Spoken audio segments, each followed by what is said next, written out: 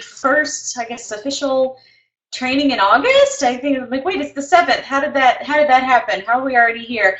It is back to school season here. We have 3 days left of summer here in the Divas household, and the girls are, I don't know who's more excited, to be honest. I don't know if it is me, who's looking forward to like that sense of normalcy and getting back into a routine and having a schedule, or if the girls are. I've got one heading to college and one heading to middle school. So it's kind of a big year, big deal.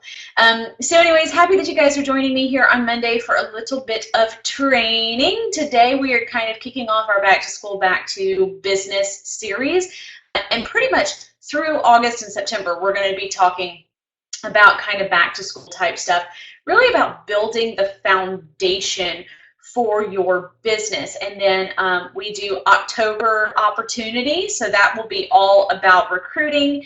And then November we will be doing getting ready for the holidays. So that is kind of our upcoming schedule. So I can't believe I'm already going to be talking about holidays in just a few weeks. It's crazy. But anyhow, so I wanted to kick it off with a conversation that started last week with that video that's going viral, that's kind of poking fun and mocking the direct sales industry, you know, because things that, what away, there I am. Those are things that they go viral, and the reason why they go viral is because it resonates with people. It makes people, you know, they get it, they feel that way. Hey Cindy, you know, if we share the things on Facebook that resonate with us, right? And so in case you haven't seen it, I'm not going to share it. I'm not going to make it even more popular than it already is with its like 4 million views or whatever. But it is essentially poking fun at how we badger our friends to buy our stuff. And, you know, I remember when I started direct sales back in the day, almost 20 years ago now, and it was, you know, I actually remember my leader telling me that everyone with a pulse is a prospect. You guys know I was in skincare, and she used to tell me that everyone with skin was a potential customer. And I don't want to say that she was wrong. Maybe things have just changed a little bit in the last 20 years. But, you know, the thing is when you don't spend time being more selective in who you talk to, you're going to get a whole lot of no's. And the thing is it's not only just about being more specific in who it is that you talk to and who you approach and stuff like that, but it also really and truly goes to not badgering your friends and family. The reason why that video is going viral is because people feel it. People have felt it. People understand exactly what it is. I am a direct sales coach. My entire career from the time I was 18 years old has been built on the direct sales industry, both as a consultant, as a leader, working in a corporate office. I even worked in a warehouse for a while. That was super fun. All the way to go into coaching. So nobody has a bigger heart for direct sales than I do, but even I have felt what that video is showing, which is kind of this pressure. It's, if you're my friend, then you'll buy this. So I think that you know, that kind of is why that is going so viral. I think we have all felt it and all kind of understand. And so I thought, we got to change it. And that's what that post was about this week, where I said, you know, be the change. Be the change, okay? If that video wasn't true, wasn't real, wasn't resonating with people, it wouldn't be shared however many million times.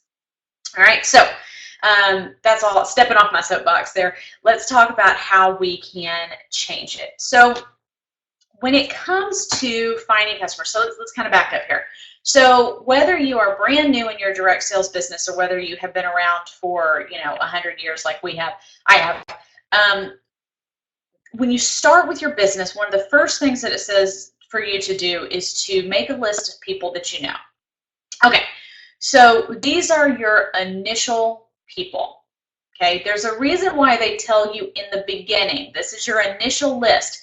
This is not who you are going to hound and badger and pester and beg for the next however many months, weeks, years, however long you're in the business, okay? It is your initial list. And I do think that you need to tell people in the beginning, hey, this is what I do. And your friends should know, hey, this is what I'm getting into. Not beg them to book a party, buy this, whatever. But these are the people that are going to say, hey, listen, I'm getting into ABC business. If you ever run into someone who might be interested, or if you're ever interested, please let me know. That's a big difference between, will you be one of the first people to have a party for me? Okay, because then it's pressure, then it's, whatever. All right, so let's back up off of that. But here's the thing. That initial list is never who is going to make you rich.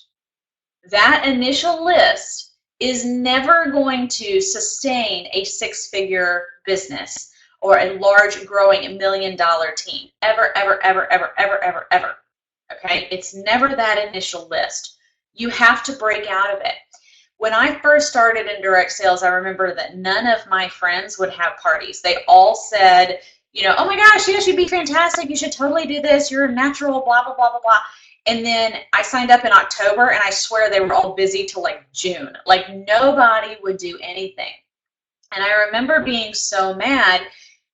And now I'm so grateful, because what happens is when you try to stay in that warm market, a couple things happen. Either number one, you have no success. And so then you think that, you have one of two options. Either you break out of it, or you think there's, that this is clearly the wrong business for you because even your loved ones won't support you.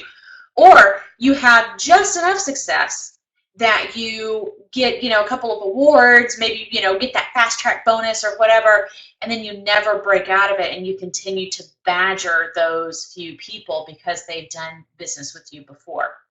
I have seen that happen, that one, and I have been in that circle about a bazillion times. So the thing is, it is the people outside of that, and then outside of them, and then outside of them. And you have to think about like that ripple effect in the water. Sure, you're going to throw that stone and it's going to have that initial ripple, but the bigger your business grows, it's in that ripple effect that it gets bigger and bigger, okay? So let's talk about how to find great customers. The number one thing that you need to know and be able to answer in your business is, what do you solve?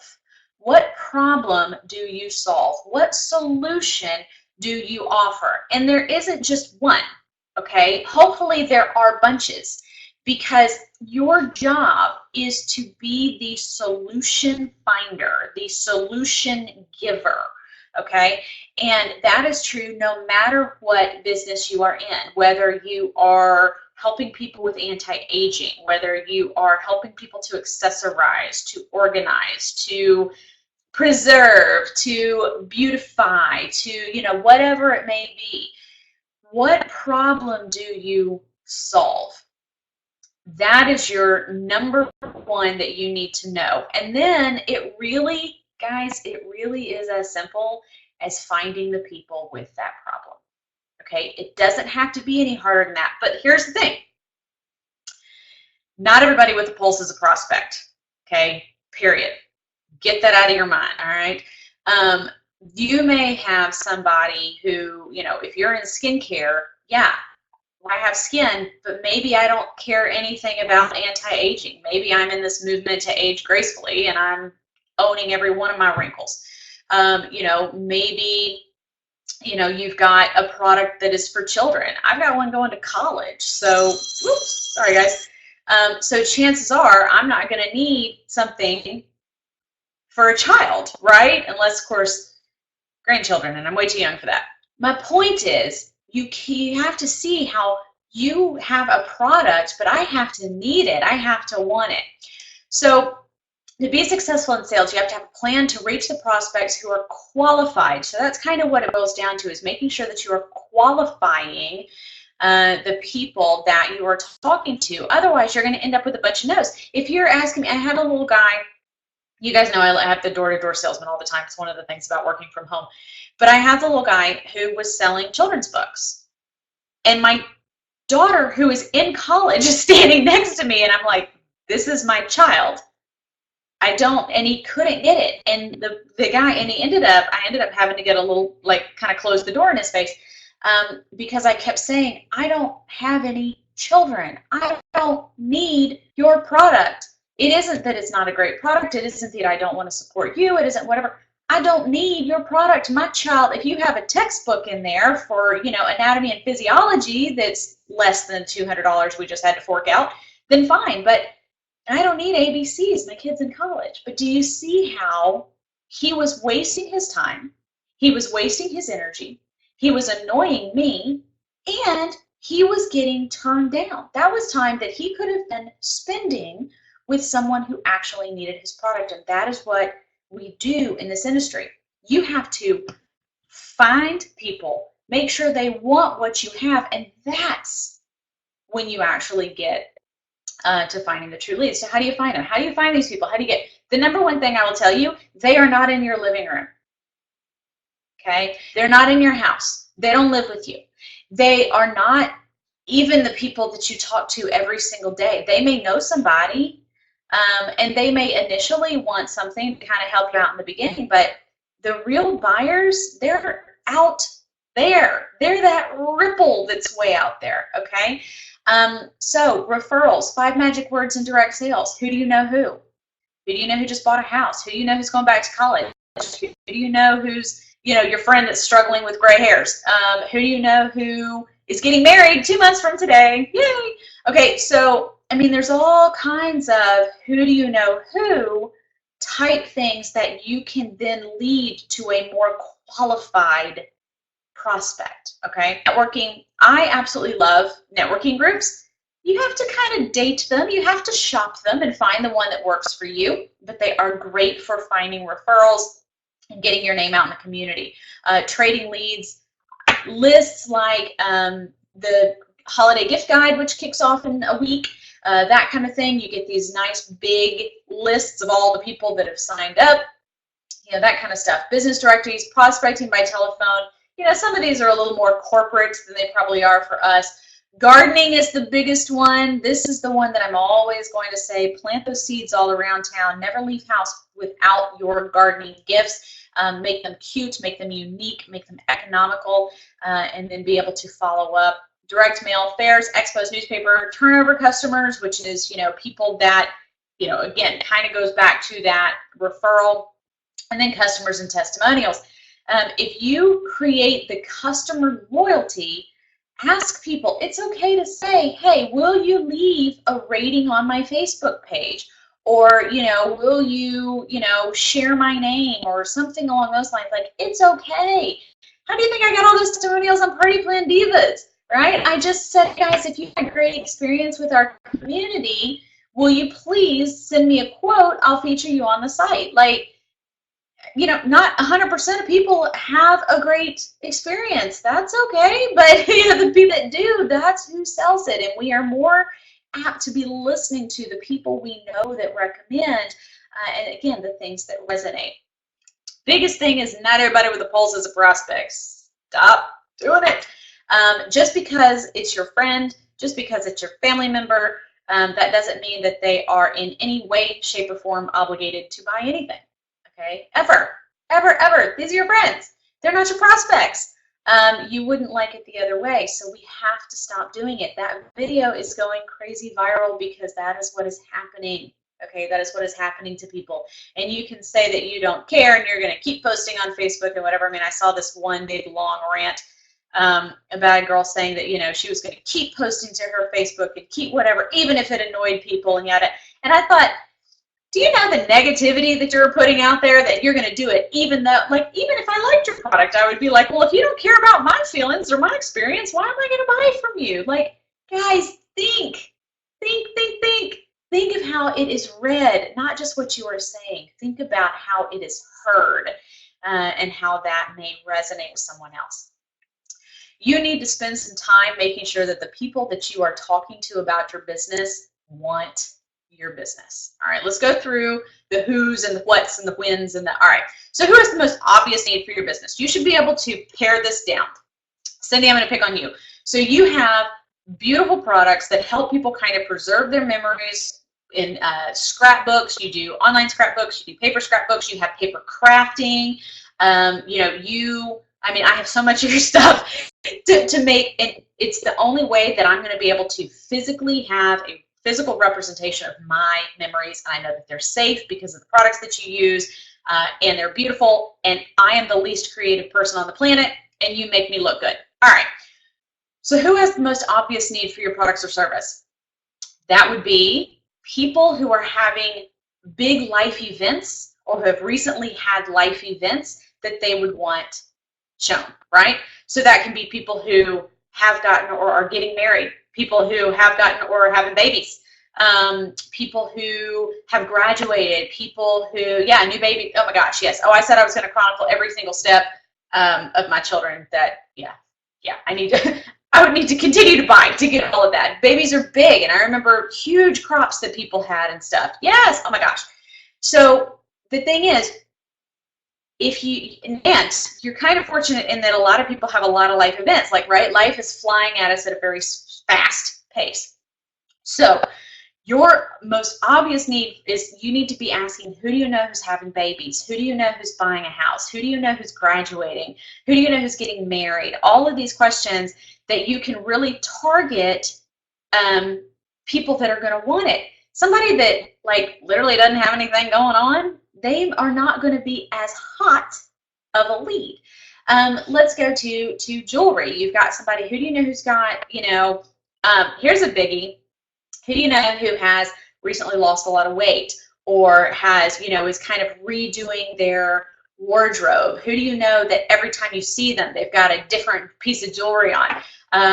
Who do you know who has one of those huge purses that needs organizing? Or, who do you know who, needs some organization in their house? Who do you know who has children who are just starting to learn about how important it is to take great care of your skin? These are people who have the most obvious needs for products that we have in our industry. And you can find the ideal people. If you're bringing children's products to somebody whose children are in college, you're wasting your time, okay? Here's another one too, guys, and I'm just not going to sugarcoat this one, okay? You have to have people who have money that they are willing to spend on these products. We, for the most part, have a little bit more expensive than if you could get it at Walmart, okay? Absolutely. Direct sales is going to be more expensive than Walmart. Number one, it is better quality. Number two, they are paying for the name. Nobody is complaining that they can get a bag just like Coach or Prada or Louis Vuitton or whatever at Walmart, okay? Why? Because that brand awareness is there, because that desire is there, that label is there. You have the exact same ability to have people want your label. You have to create the desire, okay? And it isn't by going on and badgering your friends or whining about how you have to place an order or you're going to go inactive or begging people for one more sale so that you can hit your minimum, your maximum, your, whatever. Again, you have to think about how things are being received. Before you post it, think, what might someone see this as, okay? Because it may not be, with all that we've got going on in the world, what someone says and what someone hears, we have learned is oftentimes two different things. But you need to make sure that you have people who have the money that they are willing to spend, which if you've got somebody who is struggling to put food on the table, don't try to sell her your $100 product, okay? Because the thing is, it's going to be a kill for you because the answer is probably going to be no. It should be no. Let's be real and have priorities. But it's going to make her feel bad. So you've created or you've offered something that is really, really great and told her all the reasons why she should want it.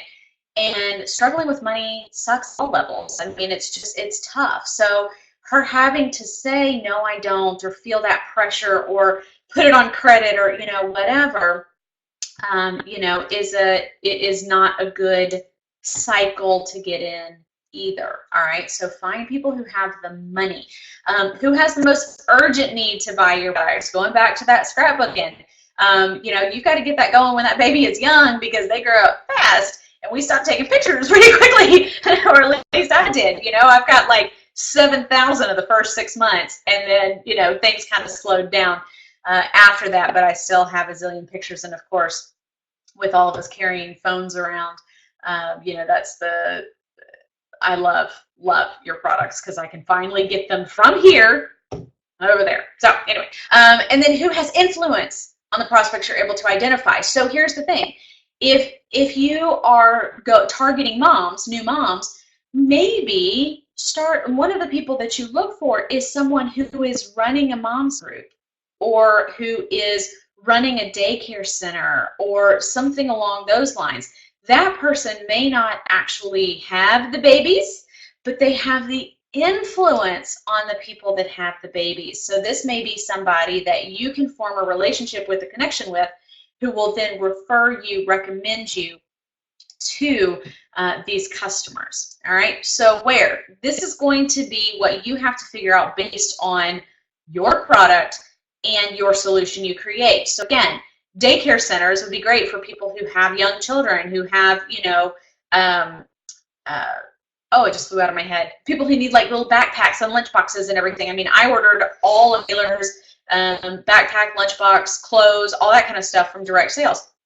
Okay, so where do they live? Where do they work? Where do they worship? Where do they play? Where can you go, not to sell to them, but to start relationships with them? Okay, you should not go for the kill on the initial, talk, in the initial, I don't know what the word is I'm looking for. You have to go to them and you have to build that relationship. Where can you go? Find directions, form your own list, create your own, whatever. Where could you go to contact new people and to talk to them? So those networking groups, going gardening, are there events? Look at your local chamber of commerce. What events, not just networking events, but what other events, festivals, stuff like that. Like I made friends with the lady, Lila Rose, here, because you guys see this stuff just keeps getting longer and thicker and whatever.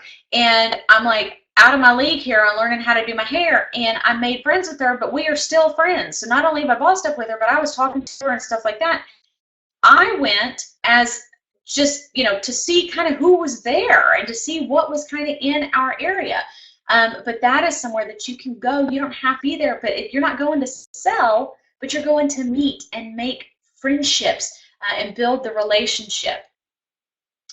Ask yourself, why would someone buy from you and not go somewhere else? Because nobody in this industry has something that isn't available somewhere else. So why would the prospect be likely to buy from you? And this is where you are going to have to be really serious with yourself. Excuse me. And are you because the only thing, by the way, is going to be you. So it's going to boil down to your customer service, how you take care of them, your policies, how you handle your business. So if you are a sometimer, if you are somebody who, your business is constantly an afterthought, why would someone want to do business with you? I want to do business. I want to buy not from the most popular necessarily, just because of numbers. I want to do business with the people that are going to take care of me. Because if I'm giving you my money, and location doesn't matter. Facebook has helped us with that. I've got my Scentsy person is like on the other side of the world, I think. But she takes care of me and she knows what I like. And I was going to do a Facebook Live on this. Flirtatious came back for like 4.5 minutes. She knew how addicted I was to this. She sent me a message, but because of the time difference, I didn't get it until the next day. It had already sold out or whatever, and I was so bummed. And she's like, "Oh, girl, I took care of you. I got 10 on order." I bought all 10. I didn't need 10. Bought all 10. This is why when someone asks me, I recommend her. I saw a warmer that's coming out in September. I'm like, "Hey, you need to let me know. I'll buy from you September 1st.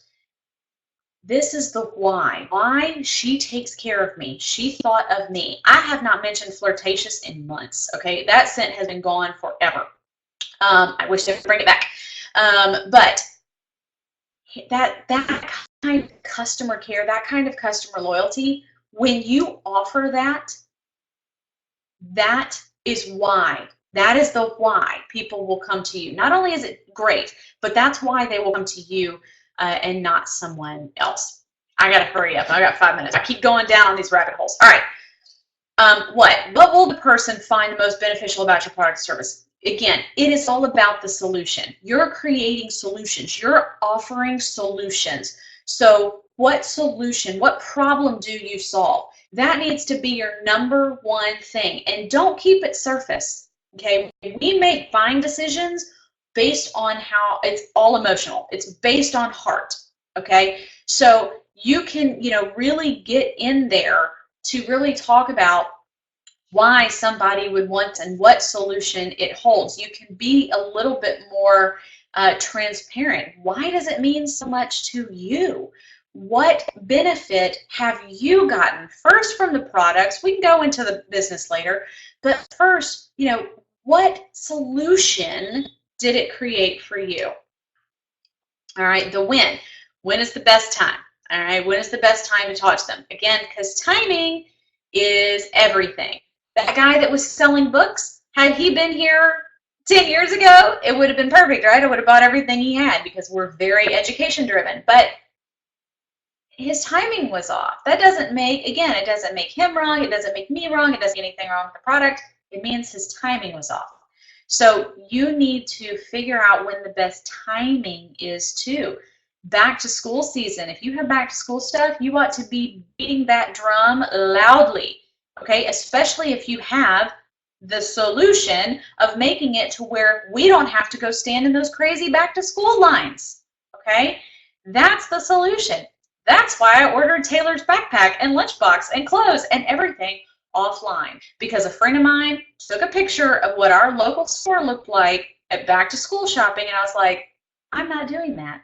I'm not going in that crowd. So the solution, I paid more than it would have been had I gone shopping, and it literally is coming in today, and school starts in 2 days, so I had to kind of table my OCD about having it done way ahead of time.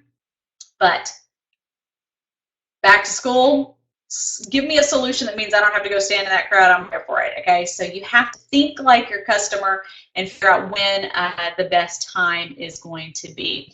If it isn't now, like if they say, no does not always mean no. Sometimes it means no, not right now. And you can ask that, and you can say, does no mean no, or does no mean not right now? And then if you ask with a little bit of, whatever, they may be able to tell you, let's chat later. Okay. And then here's the how. So this, are you being a good consent? Are you doing a good enough job of follow-up and prospecting? I will tell you, this is one of the hardest parts of the business. A lot of people don't do this. We're putting out so many fires, like once that fire's put out, we don't go back to check and see if the embers are still burning, right? But you have to. You have to. It's all part of it. Okay, you have to go back and make sure that you are still following up. You have to go back and say, I just want to circle back and check on you. My Mary Kay lady lives literally across the street, and we joke about how we meet in the middle of the street to exchange checks and whatever. It's like a drug deal right in the middle of the street with my Mary Kay stuff, right? She texts me all the time with her sales and her stuff and her whatever. I answer her about 30% of the time when I actually need something, okay? But she is good at follow-up. She is good at making sure she does. And you know what? She's had just about every car Mary Kay offers parked in that driveway. And I really think it is because she is just so good about keeping in touch. She is in front of me all the time. Not to the point that she's driving me crazy, okay? But every couple, maybe once a week, maybe twice a month, something like that, I get a notification from her, just a quick text, okay? And I love it because I can respond or not. How can you use your prospecting time more productively? Okay, can you be more productive? Have a schedule. Know when you're doing what. Get focused, all right? If you have to literally mentally clear your desk, clear your mind, clear whatever, and make that time, you're going to have to do that, okay? You have to have uninterrupted time to build your business. to prospect to people, to talk to new people. Shooting something out on Facebook to people that are already so sick of hearing about your business is not how you're going to grow. All right. It's about finding new people. All right. Finding the true leads are people that want your product, that have a solution they need or have a problem they need solved by your product. They have the money to buy it, and it's the right time that they need it. That's it. That's when you have true leads. That's when the planets align and you get that big whopping order because your timing was perfect. And I know it sounds like a lot of work, but if you get used to doing this, the great thing about this is once you kind of find them and you create that customer loyalty, you get those power customers like me, who I have my people who have taken care of me, who have created those solutions, who have whatever. And when I have somebody say, where did you get, how did you get, whatever, I'm referring them. They want to have a party, I'm going to do it. Why? Because they've taken care of me. They're not badgering me. They're taking care of me. There's a big difference. You get those power customers. I do not want to be a consultant, but I love the products and there are customers out there that if you take care of them, if you create their solutions for them, and you make this whole direct sales industry what it was meant to be, they will champion you and your business will grow. All right, so some self-eval here to wrap it up. What percentage of your day is devoted to prospecting? You should be talking to a minimum of 3 people a day that you have never laid eyes on before, never spoken to, never heard of, nothing. 3 brand new people a day about your business, or starting to build a relationship with them that you will then follow up and nurture the relationship. Minimum of 3 human beings you've never laid eyes on. All right. What methods do you use? Listen, guys, gardening is the biggest one. You can do Facebook, although I would suggest having a little bit more of a personal approach. Use those gardening gifts. Do you depend on one method only? Okay, if yes, how, why? Okay, if all you ever do is go on Facebook, there needs to be a better strategy. What method do you think could be more effective? What do you think that you could do? This is just, this again, self-evaluation. It's going to be different for everybody. But you know your faults. You know, we can all, oh my gosh, I have got to spend more time. I have got to get more focused. I have got to get, you know, all these many things. Look inside yourself and figure out what it is that you need to do. All right. Here's the thing. Before you talk to anybody, determine if they actually want the product. Do they have a need? Do they have a want? Yes, Cindy, because I have a bunch. Do they have a need? Do they have a want? Do you fill that? What is the solution you are creating? Okay, then number 2, guys, they got to have the money. I hate to say that. Money is not everything, but it's right up there with oxygen, okay? So they have to have the money the same way. They have to have the money to spend the same way you need the money to get, okay? So if you're badgering people who don't have that kind of discretionary income, you're going to hurt their feelings and dampen their spirit, which is not okay. And then you are going to hurt yourself in the long run because you're going to feel defeated and frustrated and not reach your goals. So again, money's not everything, but it's up there with oxygen. You have to make sure these people have the money. And then determine if your prospect is ready now or when they will be, okay? You may have, if you're going to target new mamas, if she has just had her first ultrasound, she's only like 3 or 4 months in, it may be too soon.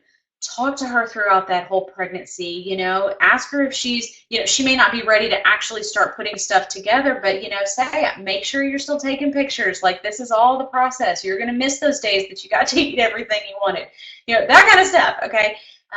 But determine if it's not now, then when, and then put it on your calendar. If you have a Diva Success System calendar, just log that baby in there so that you will follow up. All right. I'm just going to start saying these are 35-minute webinars because every single week for the last like 6 weeks, I have gone almost exactly 5 minutes over. So anyhow, I hope this gave you guys some ideas. you know, the thing is these videos that came out last week, they're going to keep coming out. They're going to keep coming out for as long as we are making people feel that. You know, someone said that, oh, shoot, that, you guys, the minds keep flying out of my head. Someone said she feels like that there is like this anti-direct sales move going on right now. And you know what? Here's the thing. I don't think it's anti-direct sales. I think it is anti-push. I think it is anti-feeling like you're not a good friend, or feeling like, you know, it drives me crazy when you get like a friend request, and then 5 minutes later, we talked about that on LinkedIn last week, 5 minutes later, you got a sales pitch or whatever. The thing is, there is anti-sales before relationship. That is what I feel like is going on. And I want to encourage you to focus. Yes, Cindy, I can absolutely talk for an hour. But I want you to focus on the relationships. I have been not doing my direct sales business for, I think I hung up my party hats 5 years ago, 6 years ago, something like that, when I really started working more with corporate offices, so I guess more like 7. But here's the thing, I have people that still contact me and ask if I will do a party for them, or if, or ask me questions about products. Like, okay, I know you're not doing it anymore, but this is my problem, and I know you use a product. Do you have something that you recommend now?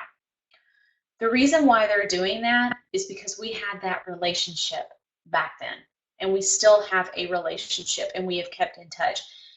We buy things from the people that we love when we feel like the relationship, we feel like that they actually want what's best for us, that we're not trying to help somebody make the next bonus, right? So be the change, do it differently, focus on the relationship. Don't badger your friends and family. You love them. They are your people. Let them support you by cheering for you. You know, I mean, they should be your cheerleaders. You know what? And that's a great analogy. Your friends and family should be your cheerleaders. They are not who are playing the game, okay? They are not who's in the game. So let them cheer, okay? And everybody loves the cheerleaders, and everybody needs the cheerleaders. We need that sometimes, but they are not who is playing the game. You are playing the game, and you've got to get out there with other people who are playing the game. All right? Good deal. Have a wonderful Monday. I just uploaded all of the trainings for the month of August. We have the Facebook party coming up. We have the Diva Holiday Gift Guide coming up. It's going to be super, super busy. And again, we're going to be doing Back to School, Back to Business pretty much August and September. October will be an October of opportunity, where we will be getting really nitty gritty about building your team, how to recruit easily. Things have just changed. It's 2017. Everything has changed, guys. So I am updating all new trainings, but it's all changed. The whole playing field has changed. So October of opportunity, and then we will head into the holiday selling season in November. So have a great week. Thanks for joining in. Take care. Bye-bye.